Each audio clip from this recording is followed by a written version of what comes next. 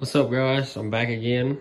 I've only owned this car for 3 days, and I'm gonna give you my honest review after 3 days. And as you can see, car looks a little funny. Wheels all cocked to the side.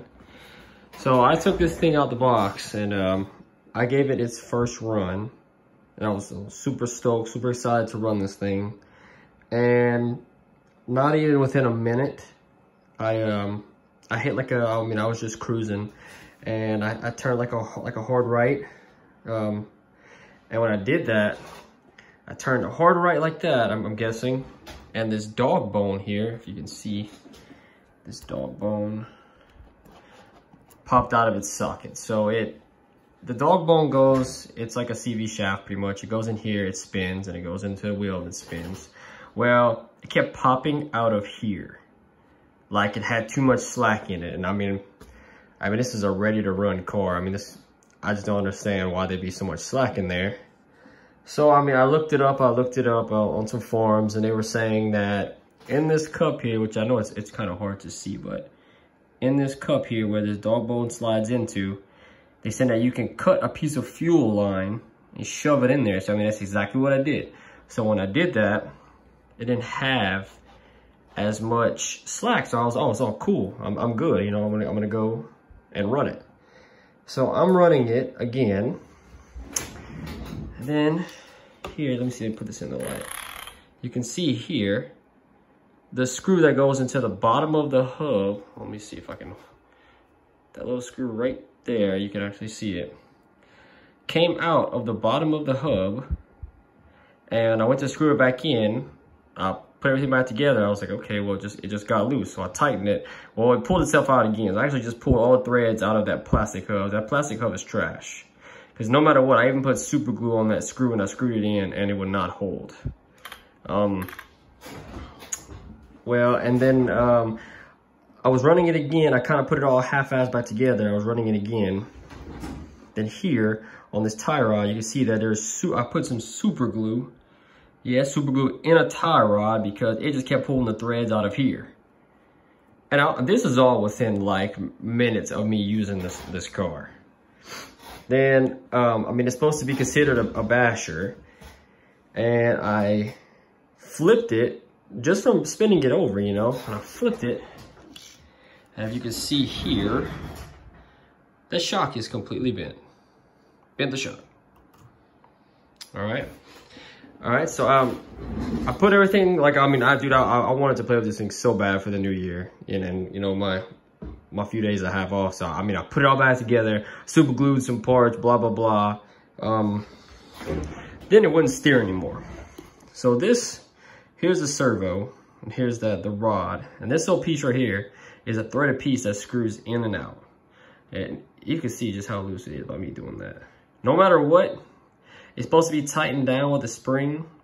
If you run this thing and you turning for a minute or two, it backs itself right off and you have no more steering.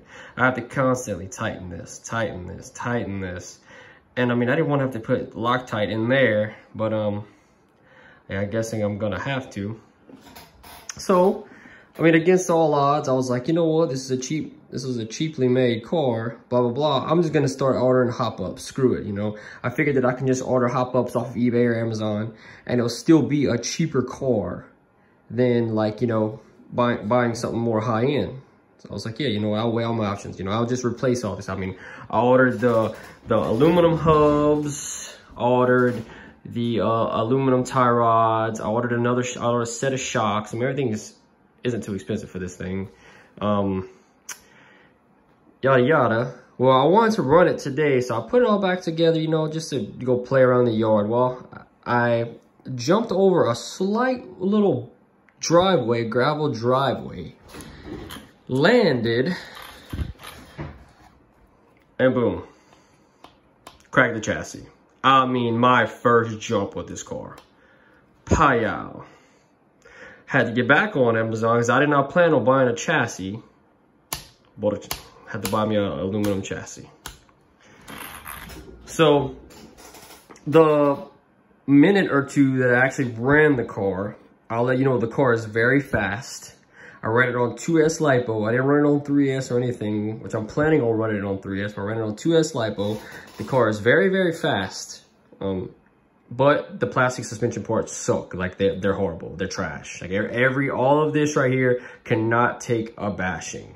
I mean, I don't know if I just got a lemon or whatnot, but I just don't see how anybody can buy this car ready to run and bash this. I mean, within a minute, I mean, I ripped this car to shreds. Like doing stuff that I do with my crawler at those speeds, and I mean, that didn't really make sense, but I'm just saying, like, my crawler here, I literally was just tinkering around with this around my yard. I have a flat yard, and this happened. So if you want the Redcat EPX Pro, because it's such a good price and it's brushless and everything, what I would consider you doing is when you order the EPX Pro, order the hop-up kit to go with it. I mean, the plastic parts on this thing are horrible.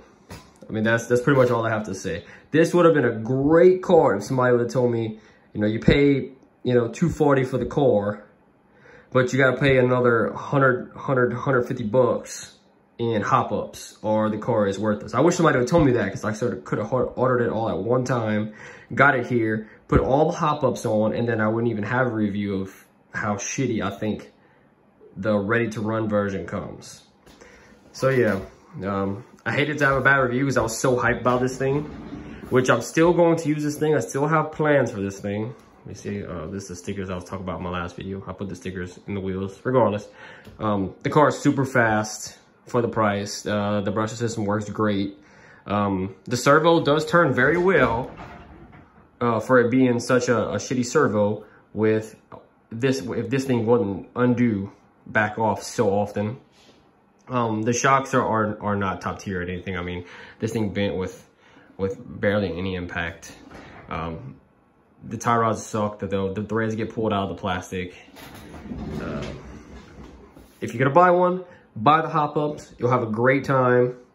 When I put all my hop-ups on, I'm gonna make another video just to show you all the hop-ups I put, all the aluminum parts I put, and then I'm gonna run it and hopefully have a way better time than I'm having right now with it. Because if I put all these hop-ups that I bought on it and I run it and it's still braking and everything, I'm probably gonna chunk the car. I'll be completely honest. But I appreciate y'all watching my video. Stay put for the hop-ups.